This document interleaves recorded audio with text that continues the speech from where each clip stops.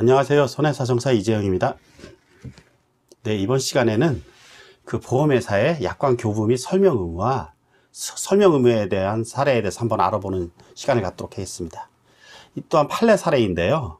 우리 보험 약관 규정에 의하면은 보험 가입하기 전에 갖고 있던 원인에 의하여 후유장애가 발생하거나 또는 그 이전에 이미 갖고 있던 후유장애, 이러한 것은 후유장애가 이미 발생한 것으로 보고 그것에 해당하는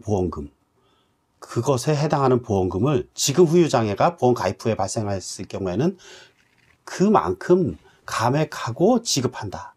기존의 원인에 의한 후유장애 보험금을 감액하고 지급한다. 이 규정에 대해서 보험회사의 명시 설명 의무가 있는가에 대해서 알아보는 시간을 갖겠습니다. 정답은 조금 이따 뒤에 공개하겠습니다. 우선 보험회사는 보험계약을 체결할 경우에 약관을 교부하고 그 중요한 사항을 설명해야 할 의무가 있죠. 이 설명 의무를 위반하였을 경우에는 계약자는 보험계약이 성립한 날로부터 3개월 이내에 계약을 취소할 수 있습니다. 해지가 아닌 취소. 원래 없었던 상태로 돌리는 것을 취소라고 하죠. 그리고 약관 규제에 관한 법률에 따라서 해당 그 약관의 내용을 보험회사는 계약 내용으로 주장할 수 없습니다. 좀 주장할 수 없다면은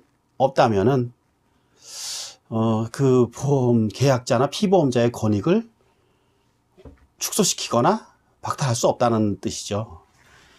그러면 본론으로 들어가서 우리 명시 설명 의무의 중요한 사항이라고 했는데 어떠한 것이 중요한 내용이고 사항인지 이에 대해서 그 중요한 내용이라는 것은 보험 약관의 중요한 내용은 우리 보험 계약자나 피보험자의 권리 의무에 영향을 미치는 사항을 말합니다.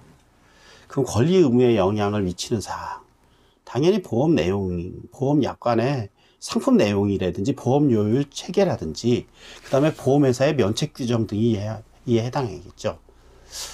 이런 것이 중요한 내용인데 이런 것은 보험 계약자나 계약자가 이해하기 쉽도록 설명할 의무가 있습니다. 근데 이해하기 쉽다라는 게 참 어려운 말이죠. 어느 정도까지 설명을 해야 이해하기 쉬운 것인지. 실제적으로는 음성 녹취한다 그러고 엄청나게 빠른 속도로 말하거나 보험 약관에 깨알 같은 글씨로다 그냥 다다다닥 써놓고 지나가죠. 이해하기 쉽지는 않습니다. 솔직히.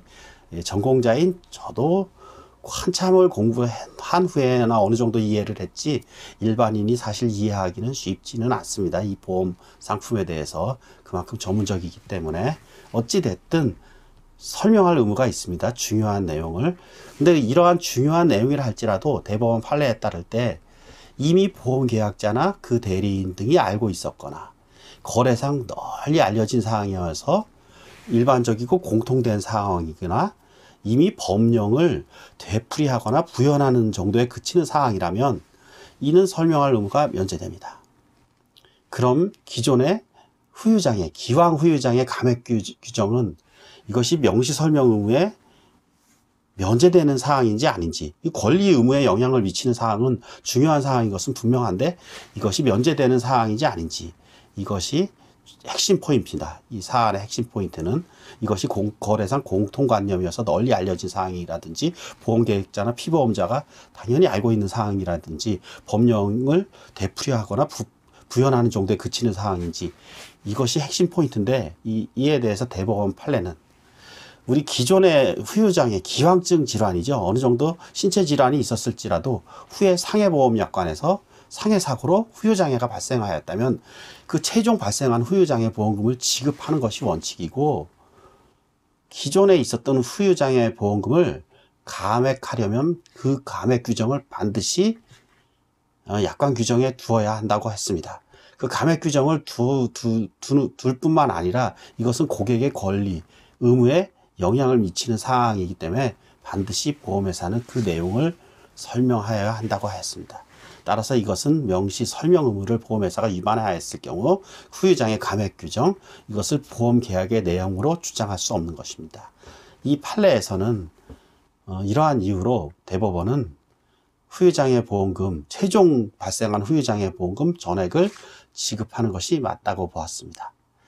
이번 시간에는 보험회사의 설명 의무, 약관의 교부 및 설명 의무와 후유장의 감액 규정에 대해서 알아보는 시간을 가졌습니다. 다음 시간에도 좋은 강의 계속 이어갈 것이니까 이재용 손해사정TV 구독과 좋아요 부탁드립니다. 고맙습니다. 손해사정사 이재용이었습니다.